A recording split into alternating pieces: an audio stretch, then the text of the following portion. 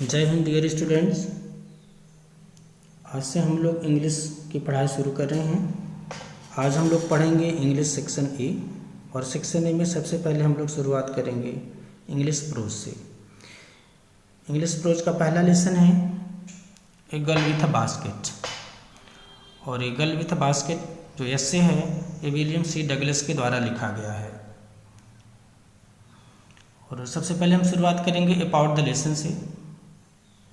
William C Douglas, a judge of Supreme Court of United States of America, visited India in 1950। William C Douglas जो कि supreme court of America के जज थे, उन्होंने 1950 में भारत का भ्रमण किया। During his visit he happened to travel from New Delhi to Ranikhet. अपनी यात्रा के दौरान उन्होंने नई दिल्ली से रानीखेत तक की यात्रा की थी। और रानीखेत क्या है? Ranikhet it is a hill station in the Himalayas, और ये हिमालय पर्वत पे बसा हुआ एक छोटा सा हिल स्टेशन है। He was a realist and supporter of labour. वह एक रियलिस्ट थे। रियलिस्ट का मतलब होता है यथार्थवादी। तो वह एक यथार्थवादी व्यक्ति थे एंड सपोर्टर ऑफ लेबर, और वह लेबर को सपोर्ट करते थे, वह परिश्रम को सपोर्ट करते थे, श्रम को सपोर्ट करते थे, कभी भी वो भाग्य को सपोर्ट नहीं करते थे। ही आल्सो लव्ड सेल्फ रिस्पेक्ट। वह हमेशा आत्मसम्मान को महत्व देते थे, आत्मसम्मानी व्यक्ति थे। एंड सेल्फ कॉन्फिडेंस, और वह हमेशा आत्मविश्वास को भी महत्व देते थे, उसी को लव करते थे। मतलब वो आत्मविश्वासी और आत्मसम्मानी थे। ही also loved he was fascinated and charmed with the natural beauty of India. He was fascinated, वह बहुत ज़्यादा मंत्र मुग्ध होते थे, फैसिनेटेड थे, एंड चार्म्ड और बहुत ज़्यादा आकर्षित थे with the natural beauty of India, जो भारत की प्राकृतिक सुंदरता है। मतलब भारत की प्राकृतिक सुंदरता से वह बहुत ज़्यादा आकर्षित थे, बहुत ज़्यादा मंत्रमुग्ध थे। A girl with a basket is one of his famous essay. ये बहुत सारे ऐसे लिखे हैं, और उन्हीं एसेज में से जो a girl with a basket है एक बहुत ही फेमस ऐसे है उनका। Okay, now we comment about the lesson. Sorry,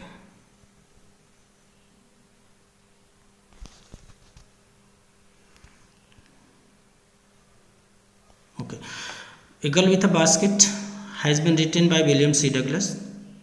A Girl with a Basket नामक जो एस्से है विलियम सी डगलस के द्वारा लिखा गया है। Who came to India after the partition of country in 1950। जो कि भारत विभाजन के बाद, जब भारत का विभाजन हो गया था 1950 में, तब वो भारत भ्रमण पर आए। एट दैट टाइम, उस समय India was full of refugees. Bharat उस समय रिफ्यूजियों से भरा हुआ था, शरणार्थियों से भरा हुआ था। Who were driven away by the communal fanaticism of Pakistan. और रिफ्यूजियों से भरा हुआ क्यों था? उसका रीज़न है कि ये लोग पाकिस्तान से भगा दिए गए थे। ड्राइवन अवे मीन्स भगा दिए गए थे। उसका रीज़न था कम्युनल फैंटेसिज्म। कम्युनल फैंटेसिज्म मीन्स रिलीजियस फैंटेसिज्म, धार्मिक उन्माद की वजह से ये लोग पाकिस्तान से भगा दिए गए थे। तो इसलिए भारत में आए थे, शरणार्थी के रूप में रह रहे थे, और भारत पूरी तरह से शरणार्थियों से खचाखच भरा हुआ था। He had a unique experience eight one of the railway stations. लेखक को एक यूनिक एक्सपीरियंस हुआ, एक विशेष अनुभव हुआ at one of the railway stations, एक रेलवे स्टेशन पर। Many refugee children were selling small articles like basket and fans। और जहाँ पर इनको विशेष अनुभव हुआ जिस रेलवे स्टेशन पे, वहाँ पर खास बात क्या थी? Many refugee children, बहुत सारे शरणार्थी बच्चे, वर सेलिंग बेच रहे थे, स्मॉल आर्टिकल्स, छोटी छोटी वस्तुएं, लाइक जैसा कि बास्केट्स, टोकरियाँ, एंड फैंस और पंखे। He was impressed with a little girl of 9 year. और जो इनको सबसे ज़्यादा अनुभव हुआ, खास अनुभव हुआ, यूनिक एक्सपीरियंस हुआ, वह एक छोटी सी लड़की के द्वारा हुआ। And that girl was 9 years old, और वह लड़की 9 वर्ष की थी।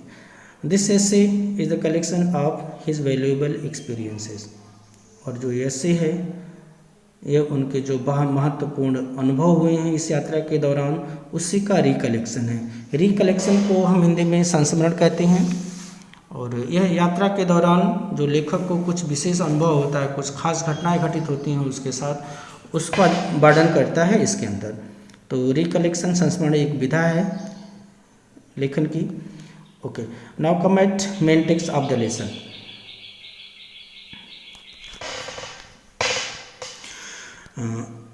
लेखक अपनी यात्रा का वर्णन खुद कर रहे हैं और वो हमें बता रहे हैं। In the first line he had written I had left New Delhi for the Himalayas. बता रहे हैं कि मैं दिल्ली को छोड़ा, मतलब दिल्ली से अपनी यात्रा स्टार्ट की फॉर द हिमालयाज, हिमालय को जाने के लिए। I was going as far as Bareilly by train and then by car to Ranikhet, an old British Army hill station located on a 6,000 foot ridge opposite a 120-mile stretch of snow-capped Himalayas। तो यात्रा का वर्णन कर रहे हैं, उनको कहाँ से कहाँ जाना था। तो लेखक बता रहे हैं कि I was going for as Bareilly by train, इनको नई दिल्ली से बरेली तक ट्रेन से जाना था। तो ये बता रहे हैं कि मैं नई दिल्ली से बरेली ट्रेन तक जा रहा था। एंड देन, और उसके बाद बाई कार, और उसके बाद उनको कार से यात्रा करनी थी टू रानीखेत, मतलब बरेली से रानीखेत की यात्रा इनकी कार से थी। और रानीखेत क्या है? An old British army hill station. जो रानीखेत है वह एक पुराना, इसलिए यहाँ ओल्ड लिखा हुआ है, ब्रिटिश आर्मी हिल स्टेशन था। यह अंग्रेजों का, ब्रिटिश सेना का एक पुराना पहाड़ी स्टेशन था। और इसका लोकेशन क्या है ये भी बता रहे हैं। Located on A 6,000 foot ridge, और ये 6,000 फुट की ऊंचाई पर बसा हुआ था। Opposite 120 miles stretch of snow capped Himalayas, और हिमालय पर्वत के ठीक सामने, जो हिमालय पर्वत 120 मील तक फैला हुआ है, उस स्नो कैप्ड बर्फ से ढके हुए हिमालय के ठीक सामने था। द ट्रेन वाज स्लो, जिस ट्रेन में लेखक बैठे तो बता रहे हैं कि द ट्रेन वाज स्लो, जो ट्रेन थी वह बहुत धीमी गति से चलने वाली थी। It stopped at all the way stations, यह रास्ते में पड़ने वाले सभी स्टेशनों पर रुकती थी। एट एवरी स्टॉप, प्रत्येक स्टॉप पर, I swung open the door of my compartment, मैं अपने डब्बे का दरवाज़ा खोलता था। स्वंग ओपन मीन्स तेज़ी से खोलता था। एंड वॉक्ड द प्लेटफॉर्म, और प्लेटफॉर्म पर घूमता था। The platform were packed with people, Sikh, Muslims, Hindu, soldiers, merchant, priest, porters, beggars, hawkers. अब ये रेलवे स्टेशन का वर्णन कर रहे हैं कि रेलवे स्टेशन की स्थिति क्या थी। लेखक सभी चीज़ों को बहुत ध्यान से देखने वाला व्यक्ति था। उन्होंने देखा कि प्लेटफॉर्म विभिन्न प्रकार के लोगों से बिल्कुल खचाखच भरा हुआ था। प्लेटफॉर्म पे थे कौन? Sikh, Muslim, Hindu, soldier, merchant, priest, porter, beggar, hawkers. मतलब हिंदू थे, मुस्लिम थे, सिख थे, सोल्जर सैनिक थे, मर्चेंट मीन्स व्यापारी थे, प्रीस्ट मीन्स पुजारी थे, पोर्टर कुली लोग थे, बेगर्स भिखारी थे, और हाकर्स मतलब फेरी लगाकर जो सामान बेचने वाले होते हैं उनको हाकर्स कहते हैं। तो फेरी वाले थे, मतलब इन सभी लोगों से प्लेटफॉर्म पूरी तरह से खचाखच भरा हुआ था। Almost everyone was barefoot and dressed in loose white garments. उन्होंने और ख़ास बात क्या देखी? उन्होंने ध्यान दिया कि लगभग सभी व्यक्ति नंगे पैर थे एवं सफ़ेद ढीले ढाले कपड़े पहने हुए थे। और नंगे पैर क्यों थे? शायद लेखक ने अनुमान लगाया कि उनके पास जूते या चप्पल खरीदने के लिए शायद पर्याप्त पैसे नहीं थे।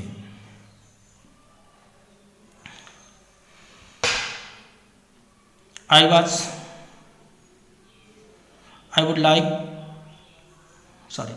would ask at least 3 people before I could find one who spoke English। चूँकि लेखक हिंदी नहीं जानते थे इसलिए किसी से उनको बात करना है तो एक अंग्रेजी बोलने वाला व्यक्ति वो तलाश करते थे।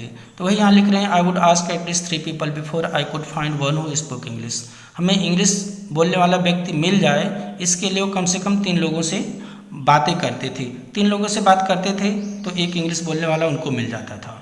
आई would talk world affairs and every major topics. लेखक कह रहे हैं कि जब इंग्लिश बोलने वाला कोई मिल जाता था तो उससे सांसारिक मुद्दों पर बात करते थे, एंड एवरी मेजर टॉपिक्स, और उन सभी बड़े मुद्दों पर भी उनसे बात करते थे। The news of the day produced, उस दिन जो समाचार अपने मुख्य हेडिंग में छापते थे।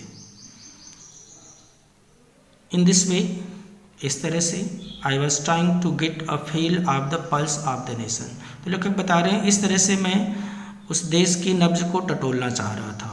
तो नब्ज को टटोलने का मतलब वहाँ के लोगों के बारे में जानना चाह रहे थे कि यहाँ के लोग कैसे हैं, उनके सांसारिक मुद्दों पर क्या विचार हैं, ये लोग क्या सोच रखते हैं। तो इसीलिए वह नए नए विषयों व अंतर्राष्ट्रीय मामलों तथा अन्य प्रमुख समाचारों के विषयों पर चर्चा करना चाहते थे। और इस तरह से लेखक कह रहे हैं कि he was checking opinion against official attitudes and reports, और इस तरह से वह सरकारी आदेशों तथा रिपोर्टों पर उनके विचार जानना चाह रहे थे। और जानना चाह रहे थे कि जैसा भारत के बारे में कहा गया है, जैसा कहीं लिखा गया है किताबों में, क्या वास्तव में वैसा है या नहीं है। इसी चीज़ को जानने की वो कोशिश कर रहे थे। और इसीलिए रास्ते में पड़ने वाले सभी रेलवे स्टेशन पे उतरते थे, लोगों से बात करते थे। इसके लिए कम से कम उनको 3 लोगों से बात करना पड़ता था, तब एक इंग्लिश बोलने वाला व्यक्ति मिलता था जिससे वह आसानी से बात कर सकें। लेखक एक अमेरिकन थे, क्योंकि उनको हिंदी नहीं आती थी इसलिए उन्हें ऐसा करना पड़ता था। Next passage. अब इसमें लेखक बता रहे हैं कि रेलवे की यात्रा के दौरान उन्होंने क्या क्या चीज़ें देखी। द रूट ले through one of the richest of India's agricultural area.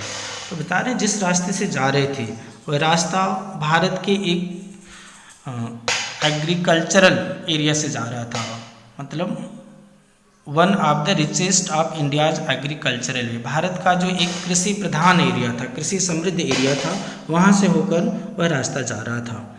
This was the plain of upper Ganga river. यह गंगा नदी का ऊपरी समतल मैदान था। 1000 feet above sea level but tropical. और जो यह स्थान था यह 1000 फुट की ऊंचाई पर था। समुद्र तल से इसकी ऊंचाई 1000 फुट थी, लेकिन यह ट्रॉपिकल था, उष्णकटिबंधीय क्षेत्र था। द गंगा, और जो गंगा नदी थी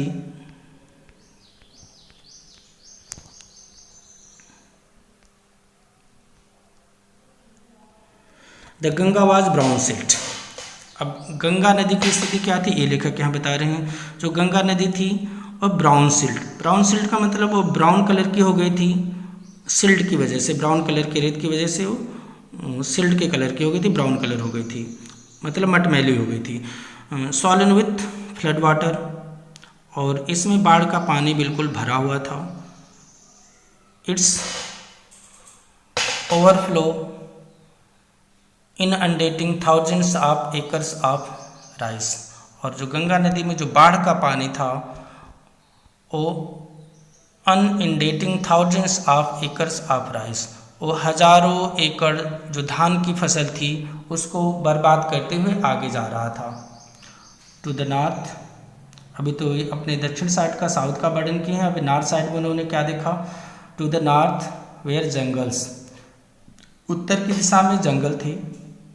ग्रेट एक्सपेंसेस ऑफ ग्रास, और एक घास का बहुत ही बड़ा विस्तार था, बहुत दूर दूर तक घास फैली हुई थी।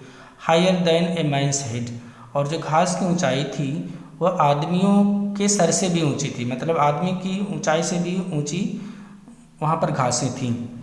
एंड अनब्रोकन, और कहीं से भी टूटी फूटी नहीं थी, अनब्रोकन थी। Except for an occasional clump of trees, कहीं कहीं पर कुछ पेड़ों के झुरमुट थे, पेड़ों का समूह था। द होम ऑफ टाइगर्स, और जो पेड़ों का समूह था ये किसका निवास स्थान था ये लेखक यहाँ बता रहे हैं। यह निवास स्थान था, होम था टाइगर्स, टाइगर का, चीतों का, एलिफेंट्स हाथियों का, पाइथन्स अजगर का, एंड कोबरा और कोबरा सांप का। जो घासों के बीच में कहीं कहीं घासें टूटी हुई थी, वहाँ पर पेड़ों के झुरमुट थे, और वहीं टाइगर, एलिफेंट, पाइथन और कोबरा का वो निवास स्थान था। ये सब वहाँ रहते थे। एवरीवेयर एल्स, और बाकी जगह, there was flat land running to the horizon, और बाकी जहाँ भी ये देखते थे बिल्कुल समतल मैदान इनको दिखाई देता था, और ये समतल मैदान हॉरिजन तक था। हॉरिजन का मतलब होता है कि वह स्थान जहाँ पर धरती और आकाश दोनों मिलते हुए दिखाई देते हैं। The place where the sky and earth seems to meet, इसी को हिंदी में क्षितिज कहते हैं। क्षितिज तक जहाँ तक देखते थे वहाँ तक समतल मैदान फैला हुआ था। But dotted here and there by the sacred banyan tree or by row of pakar tree. तो उन्हीं समतल मैदान के बीच में छुटपुट, यहाँ डाटेड का मतलब है कहीं कहीं पर कुछ पवित्र बनियन ट्री थे, और कहीं कहीं पर एक पाकर ट्री की कतारें उन्होंने देखी वहाँ पे।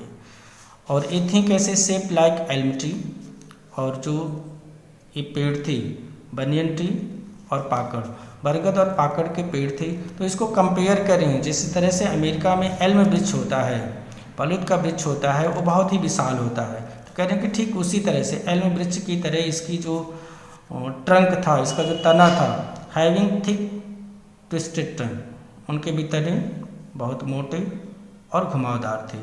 Hot humid air was moving in, अब वो अपनी यात्रा में जिस ट्रेन के डब्बे में बैठे थे उसकी बात कर रहे हैं कि हॉट एंड ह्यूमिड एयर, गर्म और नम हवा, वाज मूविंग इन, अंदर आ रही थी, फ्रॉम द साउथ वेस्ट, दक्षिण पश्चिम दिशा से गर्म और नम हवा अंदर आ रही थी।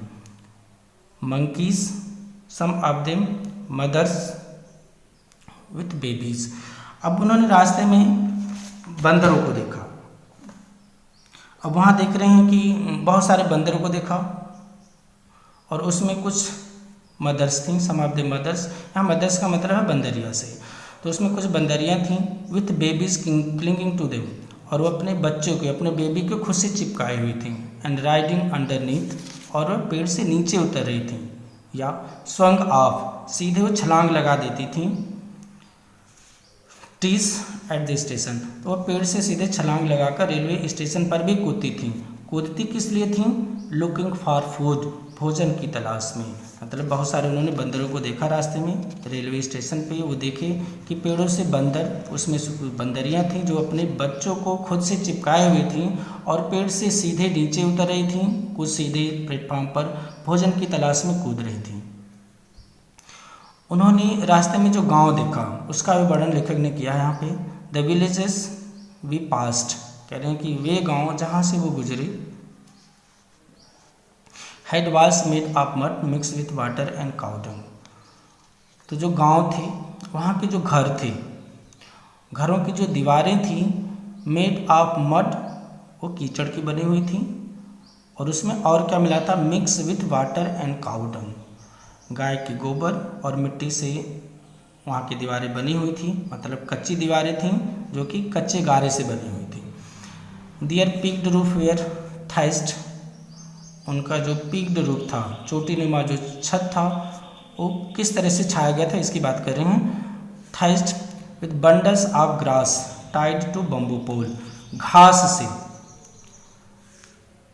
घास के बंडल को बम्बू पे, मतलब बांस पे बांधा गया था, बम्बू पोल पे घास को बांधा गया था, और स्ट्रेच अक्रॉस द राफ्टर, और जो बांस और जो घास थी यह एक राफ्टर का मतलब होता है जो बीच का जो बल्ली होती है जिसके ऊपर पहले बांस लगाया जाता है, फिर बांस के ऊपर घास को बांधा जाता है, तो उसकी बात कर रहे हैं। कच्ची और झोपड़ी की बात कर रहे हैं यहाँ पर लेखक। तो जो छत थी, चोटीनुमा छत थी, और घास को बांस पर बांधा गया था, और जो बांस था वह एक रैफ्टर पे उसको लगाया गया था, जिसको बल्ली कहते हैं। That day the pumpkin vines that grow over them, कहने कि उन दिनों कद्दू की लताएं उन पर उगी हुई थी, मतलब कद्दू की लताएं उनके ऊपर थीं। वेयर इन ब्लूम, उस समय उन पर फूल आए हुए थे। Trailing sticks of yellow were the dry ball, और जो उनकी लताएं थी वो छप्पर से इस तरह से नीचे लटकी हुई थी, ट्रेलिंग स्टिक्स ऑफ येलो और द ड्राई वॉल, उस भद्दी दीवारों पर वो पीले रंग की धारियाँ बना रही थी, पीले रंग की खूबसूरत धारियाँ बना रही थी। ये ठीक उसी तरह से जिस तरह से हम लोग दीपावली में या शादी के समय वो झालर लटकाते हैं, ठीक उसी तरह से कद्दू की जो टहनियाँ थीं वो उन दीवारों से नीचे लटकी हुई थी। At one station my routine of talking with the people was interrupted. अब लेखक कह रहे हैं कि एक स्टेशन पे मेरा जो लोगों से बातचीत करने का सिलसिला था वह बाधित हुआ। आई सुन एज आई एलाइटेड, जैसे ही मैं अपने डब्बे से नीचे उतरा, a group of young children gathered around me, एक बच्चों का समूह, एक बच्चों का झुंड मुझे चारों ओर से घेर लिया, मेरे चारों ओर इकट्ठा हो गया, गैदर्ड हो गया। दे वर सेलिंग बास्केट, ये सारे जो रिफ्यूजी बच्चे थे, छोटे बच्चे थे, ये सब टोकरियाँ बेच रहे थे। टोकरियाँ कैसी थी? हैंड बोविन, हाथ की बनी हुई थी। रीड बास्केट, सरकंडे की बनी हुई टोकरियाँ थी with simple design and pattern. जो टोकरियों की डिज़ाइन थे वो बहुत ही सिंपल थी, बहुत ही सिंपल डिज़ाइन और पैटर्न में बनी हुई थी, और उसमें कोई खास कलाकारी नहीं की गई थी, खास डिजाइनिंग नहीं थी। इसीलिए यहाँ लेखक लिख रहे हैं कि बास्केट जो थी वो सिंपल डिज़ाइन और सिंपल पैटर्न की थी। दे हेल्ड द बास्केट्स हाई, वो अपने टोकरियों को ऊपर उठाए हुए थे। शाउटिंग वर्ड्स, और वो कुछ चिल्ला रहे थे। आई डिड नॉट नो, लेकिन लेखक वो क्या चिल्ला रहे हैं उनकी बात को नहीं समझ पा रहे थे, वो बोल क्या रहे हैं उसका मतलब हिंदी में नहीं समझ पा रहे थे बच, लेकिन कन्वेइंग अनमिस्टेकेबली दियर डिज़ायर, लेकिन लेखक कह रहे हैं कि उनकी इच्छा क्या थी, वो चाहते क्या थे, इसको मैं बिना गलती के समझ रहा था। ये बिल्कुल क्लियर है कि अगर बच्चे हाथ में ऊपर करके टोकरी लिए हुए हैं, लेखक को चारों ओर से घेरे हुए हैं और वो भी रेलवे स्टेशन पे, तो इसका सीधा सीधा मतलब है कि वो सब अपनी टोकरियों को बेचना चाह रहे थे और वो चाह रहे थे कि लेखक भी उनको टोकरियों को खरीदे। तो इसलिए लेखक कह रहे हैं कि हम बिना किसी गलती के कन्वे कर रहे थे कि उनकी डिज़ायर क्या है, उनकी इच्छाएं क्या है। ओके, आज के लिए बस इतना ही। कल से बाकी जो बचा हुआ है हम उसकी पढ़ाई कल करके उसको पूरा समाप्त करेंगे, और इस तरह से कंटिन्यू हम वीडियो को करते रहेंगे। ये तो हमारा इस तरह का, लेकिन एक दो दिन में हम व्हाइट बोर्ड पे लिख करके एक वीडियो बनाएंगे, उसमें हम और अच्छी तरीके से एक्सप्लेन करेंगे। तो अभी तो हम लोग का भी एक तरह से अनुभव चल रहा है, इसलिए आप लोग भी इसमें कोऑपरेट करें। Thanks, have a nice day.